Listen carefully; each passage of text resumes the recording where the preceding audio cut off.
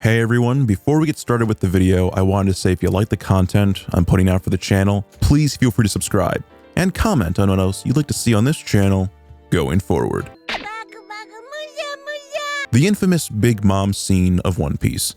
For those of you who are not up to this point in the series, be prepared for massive spoilers. But in chapter 867 of the One Piece manga, titled Happy Birthday, one of the 4 Emperors of the Seas, one of the top 4 pirates in the world, the Yonko, Big Mom, otherwise known as Charlotte Linlin, does something so unspeakably evil that the realization of the event will shake you to your very core.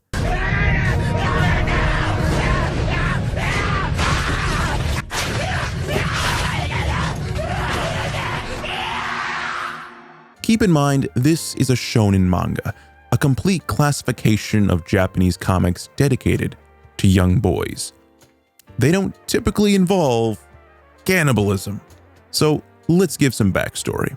Charlotte Linlin is given a surprise party by her surrogate mother, Caramel, and her other adopted siblings. They present her with a bunch of cream puffs, a towering stack of them, practically the size of small children. You see where I'm going with this, hopefully. After being overcome with absolute joy, Linlin devours all of her pastries, just eats all of them. And by extension, everyone at the party, supposedly, because understanding subtlety is something beyond your average, everyday shonen reader. Today, on the Noble Absinthe channel, I'll be pulling a what's the difference and put a nice side-by-side comparison between the anime and the manga, because I am a weeb and enjoy talking about weeb things. Does Samuel L. Jackson like anime? Yes, I do. Hentai too. The manga. The manga is extremely clean cut. Before the party starts, Mother Caramel reveals that she's a black market dealer of children. She's essentially a middleman, selling kids to the government so they can become super soldiers. Just take CP9, for example. I wouldn't be surprised if she was responsible for them too. And after finding out how powerful Linlin is, because earlier on in the chapter, she just breaks the sword of a giant in half, clean cut in half. Mother Caramel is like, awesome, I can sell this freak and retire. So the party commences. Children are all happy. Linlin makes a face that only a mother would love. Everyone gifts her a tower of cream puffs, or croquembouche. I'm too lazy to pronounce that correctly. And everyone just keeps presenting her cream puff after cream puff with smiles on her face. Except this kid. He ate one. What a little punk. This is her birthday. You will eat after she is finished. You get what's left over. I told you, when I'm finished, you can have what's left. There won't be any left. There's never any left. In the One Piece manga, they have these very structured boxes to indicate a narrator, and it all sounds very sweet. And the way the frame is composed, you get the idea that these are simple shots of happy faces. If you were to adapt this to an anime, it would be pretty clear. But then there's this lower left-hand panel. Now, someone online referred to this kanji as screams. Well, that's weird. And then you turn the page and oh geez. She ate everybody. The anime. Now let's go to the anime as a comparison. Now I can't show the entirety of it, so I'll have to use a combination of stills and quick clips because YouTube and Google are beta and fair use is a bumper sticker law. Now I want to say this, the anime plays it generally beat for beat.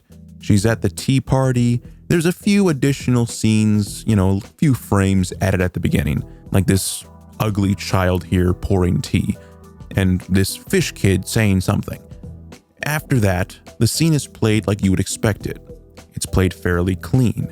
These frames match exactly to what the manga present. So let's just walk it all the way through.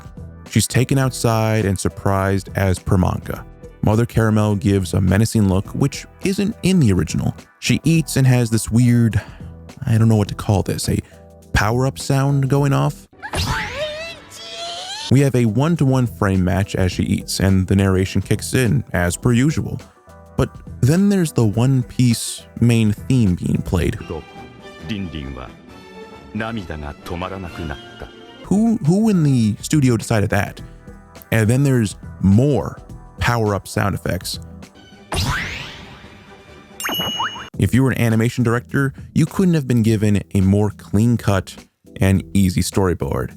Each of these frames would be held for about 5 seconds, maybe ease in the shot, and it's really simple.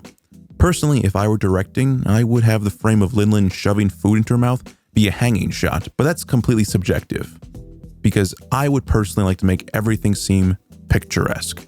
But the thing that's getting me, it's this. It's those damn floating hearts that bug me. It's filler, but it's filler in the weirdest damn sense. It doesn't add anything to the scene, and it actually takes more money out of the budget to animate this. What made the Big Mom scene in the manga work is that the fact that it hard cuts back to reality. And now we have this slow transition.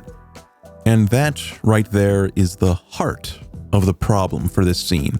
The sole reason I'm so hung up on this is that it just keeps going.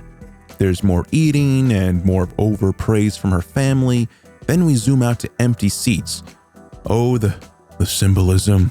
And everyone is transforming into clip art hearts. And then they float away. Oh, there's even more symbolism. The symbolism here is so obvious and dirt simple, you might as well have put up a giant disclaimer saying, they're dead now, and they're going to heaven. If being eaten alive doesn't guarantee you a free trip to heaven, I don't know what will. Were floating hearts part of the original scene? Again, let me just check. I'm not sure if they were. Nope, no hearts to be seen anywhere. The scene ends with Mother Caramel saying some more nice words, and she eats a very big cream puff, does a little twirl, and everyone is now hearts and floats away. Then we cut back to the same beat as the manga. What a difference. A lot of people like to make fun of Toei for cutting corners on animation, but hey, this time they done goofed by adding more animation. I guess you can't win either way. I'm always a fan of manga over animation because I find that the manga is just a better storyboard because it is the storyboard. All the stuff you see in animation is simply polish and connective tissue to bring these scenes to life. So let's talk about the main difference, that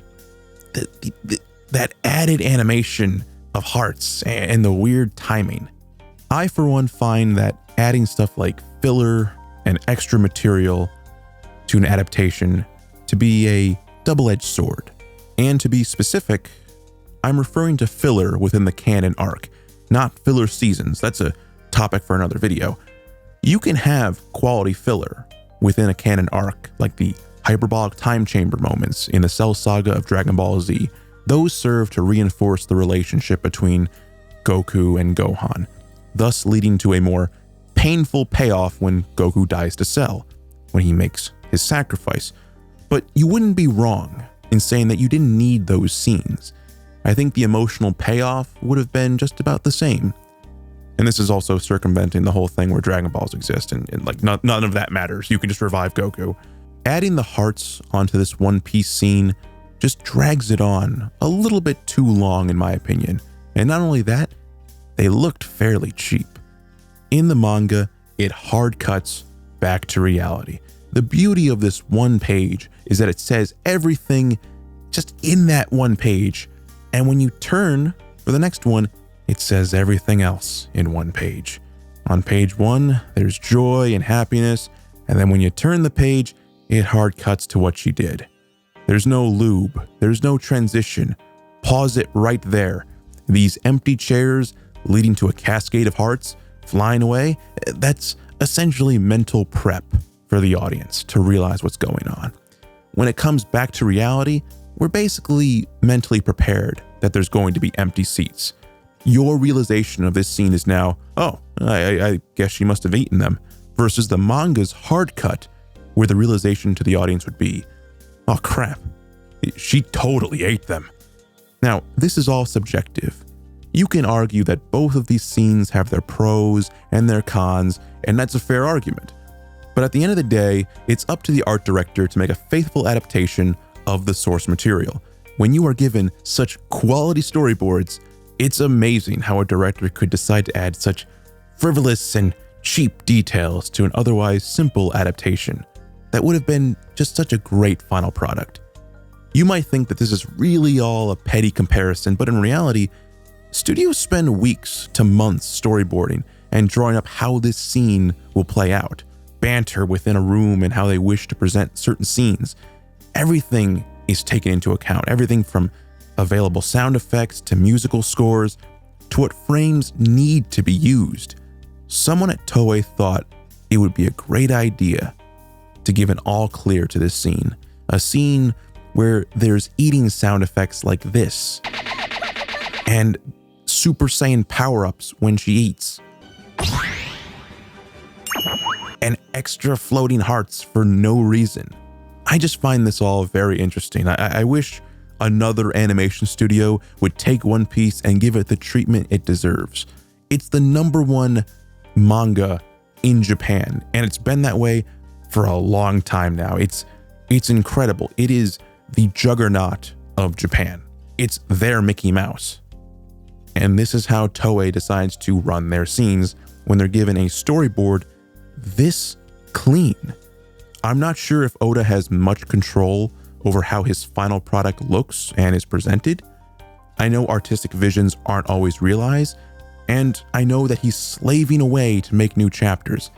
I just find it to be a shame that this scene couldn't have been better presented, because this is easily one of the darkest moments in all of One Piece. It rivals up there with Ace's death by the hands of Akainu, because eating people, and not only just eating just people in general, eating children, that is some hardcore stuff.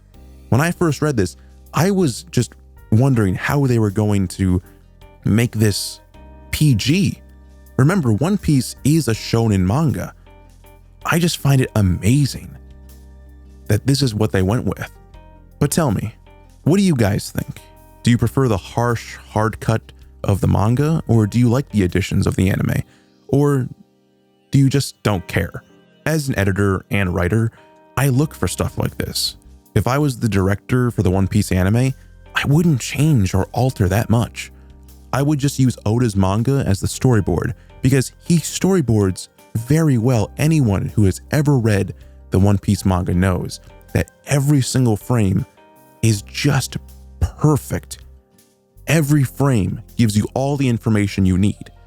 I would add only different angles to make the fight scenes more open and cohesive, since those frames are the only ones I have a problem with because they get very, very crammed.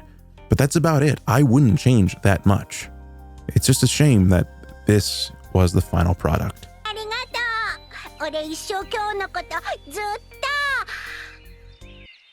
Well, thank you guys for watching. If you like this video, please do all the things YouTubers ask for, but mostly comment. Yeah, I read all of them, and if you'd like me to do more anime related videos, just comment on where I can go with it.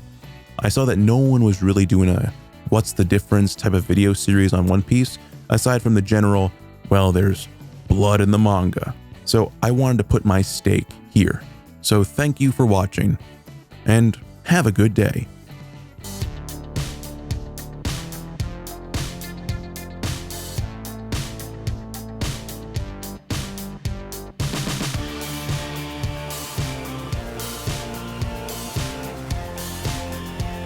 Oh, and I guess I should mention, she totally ate them, like 100%. There's no doubt. There's like people online who legit believe that Linlin didn't eat people, but all the evidence is there. Like, you're going to tell me Mother Caramel and everyone ran away from Linlin. Caramel, like it doesn't make any sense. Caramel would have to die of a heart attack, and like Linlin had to have walked like 5 feet or something, ate a nearby fruit off screen to get that power. All the children were just coincidentally abducted by Cypher Pole. Stroyson was totally not laughing at her eating a bunch of people. He was laughing at the fact that she's a giant, right? And was totally not legit scared of being eaten himself. And this Elbaf giant was totally not running away in fear and in terror. He didn't see a child eat a bunch of people. No, he just had to go to the potty really bad. God, like there's so much evidence showing that she ate people. Like all the evidence in the world, and people really can't see it. God, I hate shonen fans so much. Like One Piece is just too freaking good for them. Like it's amazing. You have two witnesses that saw what happened, and there are scenes where like Big Mom eats living things. Like she eats living pastries. Like that's supposed to be an allusion to what she did. Like it's amazing that people have to ask these questions. She's a giant. And the fact that no other giant has eaten someone, you would think that one of the most powerful pirates in the world would do that. I'm amazed. You really need this to be spelled out for you. It's incredible. Like there's really Reddit posts about this. It's oh my God. Have a good day.